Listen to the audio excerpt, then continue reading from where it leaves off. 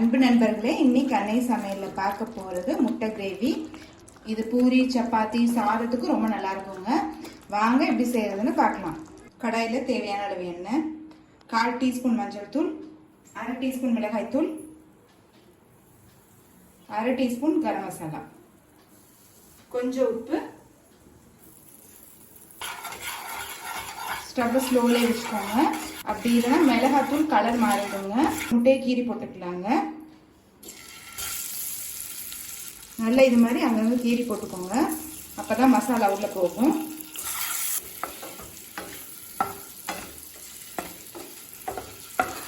நல்லா ஸ்லோலே வச்சு முட்டையை நல்லா வறுத்துக்கோங்க.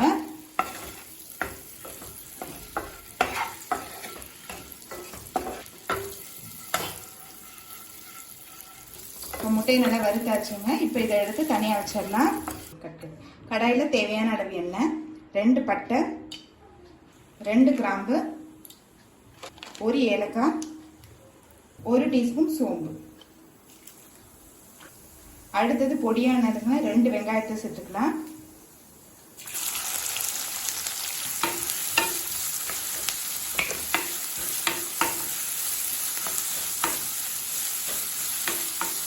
வெங்காயம் கலர் மாறுற வரைக்கும் நல்லா வதக்கிக்கலாங்க. 1 டீஸ்பூன் இஞ்சி பூண்டு விழுது,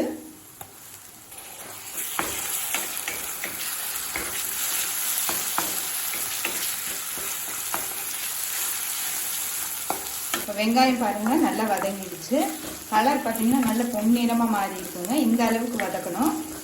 அடுத்தது 1/4 டீஸ்பூன் மஞ்சள் தூள், 2 டீஸ்பூன் மிளகாய் தூள், 1 டீஸ்பூன் தனியாத்தூள், 1 டீஸ்பூன் கரம் மசாலா.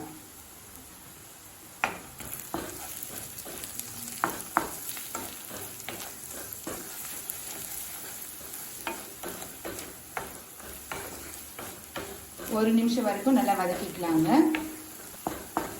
மிளகாத்தூள் சேர்த்துட்டு 1 நிமிஷம் ஆயிடுச்சுங்க. அடுத்தது 2 தக்காளியை மிக்சியில நைஸா அரைச்சு சேர்த்துக்கலாம். தேவையான அளவு உப்பு,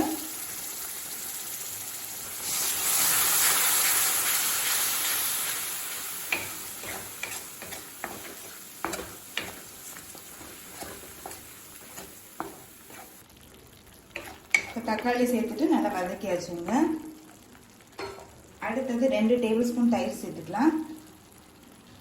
நல்லா புளிக்காத தயிராக எடுத்துக்கோங்க.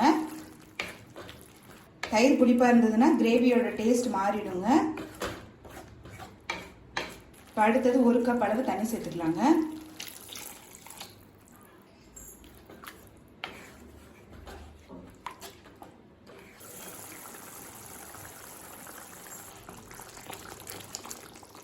இப்போ பாருங்க நல்லா எண்ணெய் பிரிஞ்சு வந்துருச்சு.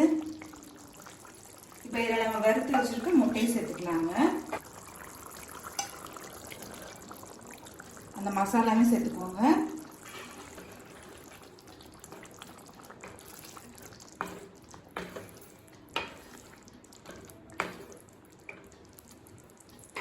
இது கூடவே 1/2 டீஸ்பூன் மிளகுத்தூள், 1/2 டீஸ்பூன் சீரகத்தூள்.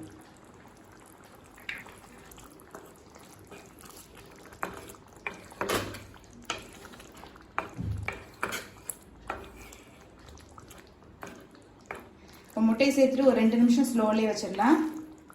இப்போ முட்டை சேர்த்துட்டு 2 நிமிஷம் ஆயிடுச்சுங்க. கொஞ்சம் கொத்தமல்லி சேர்த்துக்கலாம். இப்போ முட்டை கிரேவி ரெடி ஆயிடுச்சுங்க. சர்வ் பண்ணிடலாம்.